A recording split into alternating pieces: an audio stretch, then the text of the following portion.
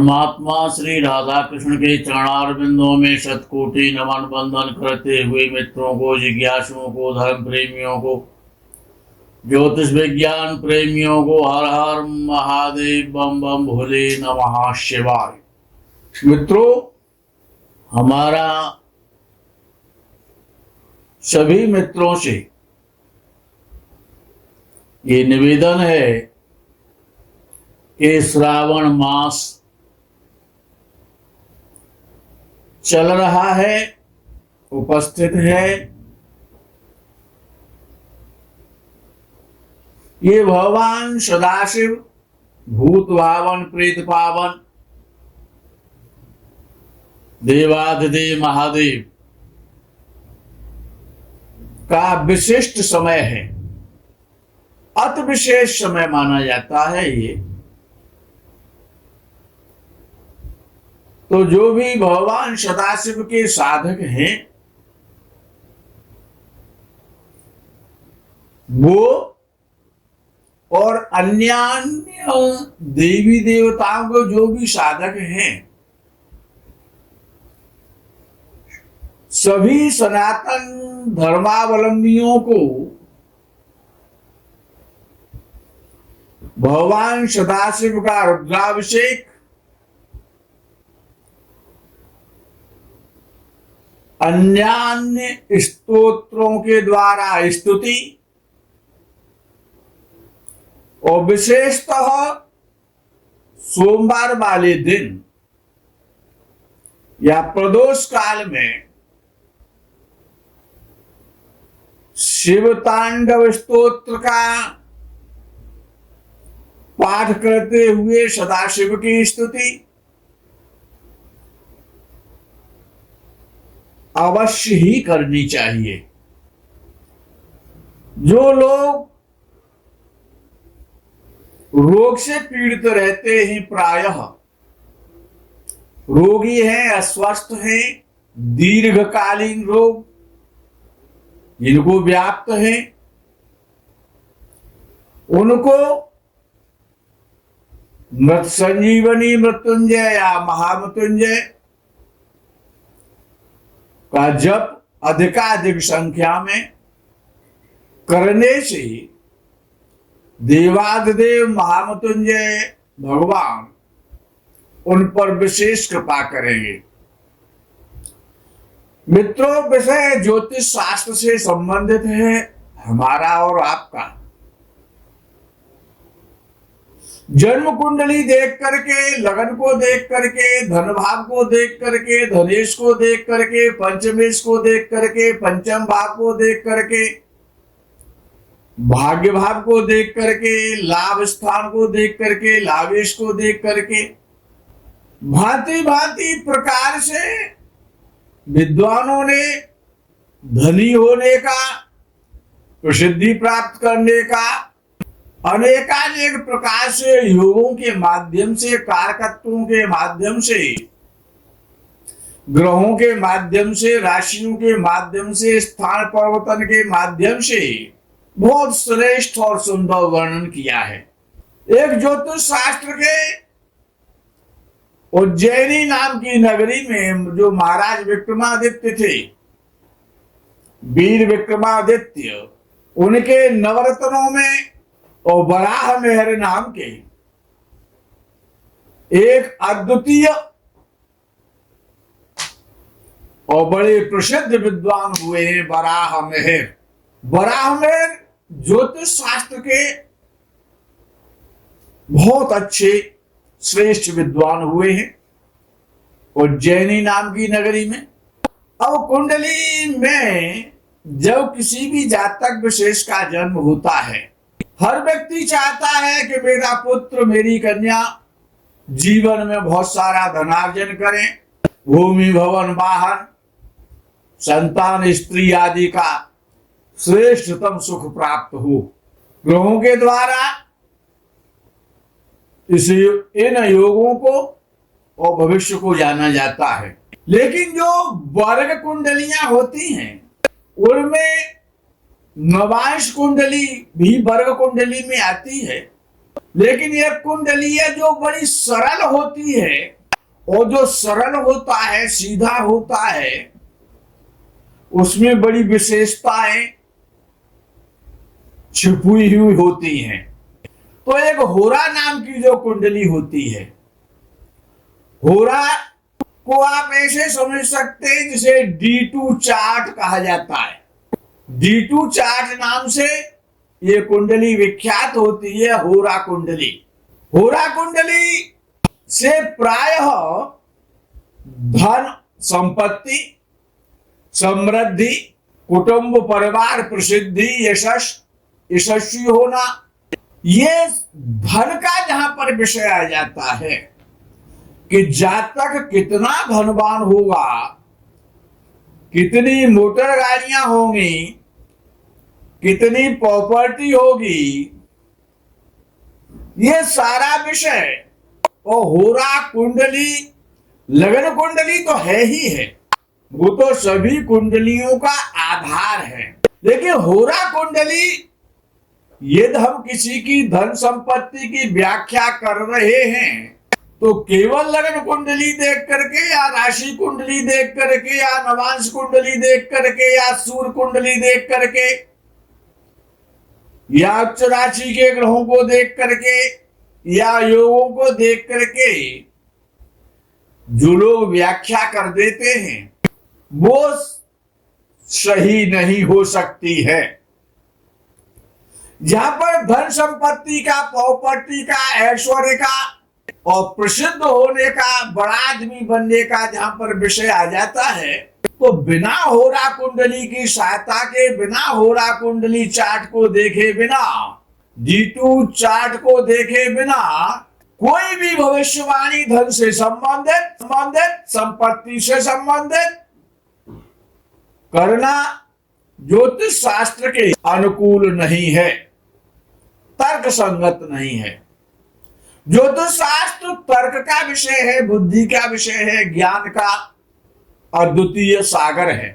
होरा कुंडली से धन संपत्ति, समृद्धि, ऐश्वर्य और द्वितीय भाव, जो जन्म कुंडली का जो द्वितीय भाव होता है, उसके अन्य कारकत्वों का विचार होरा कुंडली से ही किया जाता है। यानी होरा कुंडली धन की कुंडली है, और बिना धन के जीवन नहीं चलता है, न देश चलता है, न जीवन चलता है, न परिवार चलता है। इसीलिए होरा कुंडली को देखना ना भूले। होरा कुंडली बड़ी विचारणीय कुंडली है। वराह महर्षि ने इसकी बड़ी प्रशंसा की है, इस पर बड़ा व्याख्यान दिया है। अब होरा कुंडली है क्या, तो उसमें सरल इसीलिए है कि केवल 2 ही लग्न होती हैं उसमें। एक कुंडली में केवल 2 लग्न होते हैं। एक तो सूर्य लग्न होता है, यानी सिंह लग्न होता है, सूर्य की होरा होती है, और दूसरी चंद्रमा की होरा होती है। यानी या तो सिंह लग्न का होरा होगा, होरा कुंडली होगी आपकी, या फिर कर्क लग्न की होरा कुंडली होगी।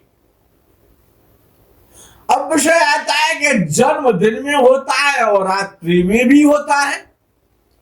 किसी का जन्म रात्रि का है तो किसी का जन्म दिन का है। जिनका जन्म, ऐसा वराह महर्षि कहते हैं कि जिनका जन्म रात्रि में हुआ है, तो ये जो उनका चंद्रमा हो रहा है, चंद्र का हो रहा है, चंद्र कुंडली का हो रहा है, यानी कर्क राशि का हो रहा है। कर्क राशि की ये होरा कुंडली है रात्रि में जन्म लेने वालों की, तो जातक बहुत धनी होता है। लेकिन अब उस होरा कुंडली में जो कर्क लगन की जो चंद्र होरा की जो कुंडली बनी आपकी रात्रि में जन्म लेने वालों की, उसमें देखना यह पड़ता है कि शुभ ग्रह कितने हैं चंद्र की होरा में। चंद्र की होरा में विशेष जो महत्ता है वो शुभ ग्रहों की है। और शुभ ग्रहों में स्वयं चंद्र भी आता है, बुध भी आता है, बृहस्पति भी आता है और शुक्र भी आता है।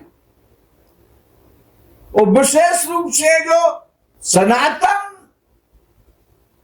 शुभ है वो बृहस्पति और शुक्र हैं। यदि आपका जन्म दिन में हुआ है और सूर्य की होरा में हुआ है तो सूर्य की होरा यानी सिंह लगन का होरा में यदि आपका जन्म है तो उसमें यह देखना पड़ता है कि सूर्य है, मंगल है, क्योंकि ये जो ग्रह है जो सूर्य के मित्र हैं, सूर्य, मंगल और बृहस्पति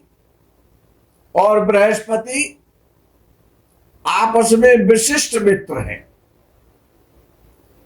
इनकी मित्रता जग जाहिर है सूर्य और मंगल और बृहस्पति की। यदि ये सिंह लगन की होरा में तो विशेष जातक उन्नति करता है। अब एक जो लग्न होता है कि लग्न कुंडली से ही होरा कुंडली का निर्माण होता है। एक लग्न में 30 अंश होते हैं, 30 डिग्री होती है। होरा 15 अंश का होता है। 15 अंश के एक लग्न में 2 होरा हुआ करते हैं। अब राशियां 2 प्रकार की होती है, एक सम राशि होती है और एक विषम राशि होती है। सम राशि 2, 4, 6, 8, 10 और 12। 2 का मतलब वृषभ राशि, वृषभ लगन। 4 का मतलब कर्क लगन, कर्क राशि। 6 का मतलब कन्या लगन, कन्या राशि। 8 का मतलब वृश्चिक राशि, वृश्चिक लगन। 10 का मतलब मकर राशि, मकर लगन। और 12 का मतलब मीन राशि और मीन लगन। विषम राशि 1, 3, 5, 7, 9, 11 यानी 6 राशियां सम हैं और 6 राशियां विषम हैं। 6 राशि सम हैं और 6 विषम हैं, यानी 15 अंश तक, यानी कि उस 30 डिग्री को जो लगन, जो प्रत्येक लगन 30 डिग्री का होता है, तो उस लगन को यह देखा जाता है कि लगन 15 अंश से ज्यादा स्थिति में है या 15 अंश तक है। 1 से 15 तक एक होरा होता है और फिर 15 से 30 तक दूसरा होरा होता है, यानी 30 अंशों को और 2 विभागों में विभक्त किया जाता है, तब होरा कुंडली का निर्माण होता है। ये तो विषम राशि का लगन है। विषम राशि के प्रथम 15 अंशों में सूर्य की होरा और 15 अंश के बाद चंद्रमा की होरा। यदि जन्म समराशियों में है तो प्रथम 15 अंशों में चंद्रमा की होरा और 15 से 30 तक सूर्य की होरा होती है। इस प्रकार से आप भी बिना किसी की सहायता से होरा कुंडली का निर्माण कर सकते हैं। यानी कि जो 24 घंटे हैं तो उसके 2 पार्ट कर दिए जाए, जैसे सूर्य दिन का स्वामी है और चंद्रमा रात्रि का स्वामी है। इसी प्रकार से आप अपनी लगन को देखना है कि जो लगन 30 अंश का है तो 30 अंश के 2 पार्ट बना दें, तो इस प्रकार से आप होरा कुंडली का निर्माण, उसका ज्ञान प्राप्त कर सकते हैं। रात्रि में समराशियां और दिन में विषम राशियां बलवान होती हैं। यह भी ध्यान रखने का बड़ा इंपॉर्टेंट पॉइंट है। रात्रि में समराशियां बलवान होती हैं और दिन में विषम राशियां बलवान होती हैं होरा कुंडली के आधार। इसी प्रकार से आप ग्रहों को उसी में बिठा सकते हैं। कुछ ग्रह समराशि में होते हैं कुंडली में और कुछ विषम राशि में होते हैं। अब जैसे तुला राशि में कोई ग्रह बैठा है तो वो विषम राशि में है।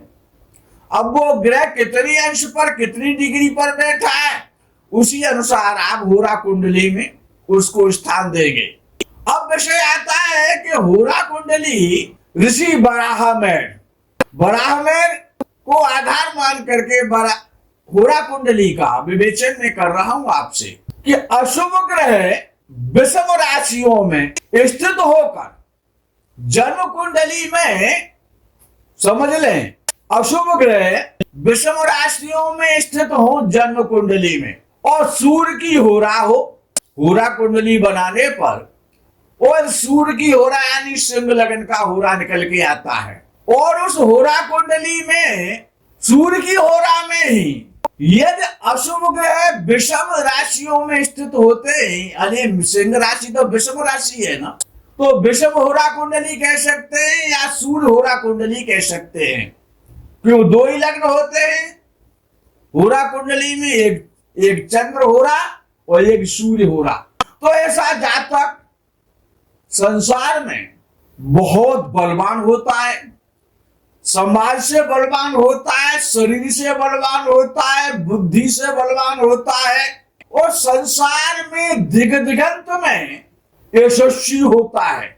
बड़े बड़े कठिन और दुरूह कार्यों को करने वाला, समाज शक्ति से, परिवार शक्ति से, स्वयं की शक्ति से संपन्न बहुत बड़ा धनी, यशस्वी, प्रसिद्ध, अपना नाम, अपने परिवार का नाम विख्यात करने वाला, रोशन करने वाला और सबको अपने प्रभाव में रखने वाला, यानी ऐसा लगता है कि उसको सम्मोहन मंत्र की सिद्धि होती है क्या, सबको सम्मोहित कर देने वाला व्यक्तित्व का स्वामी होता है।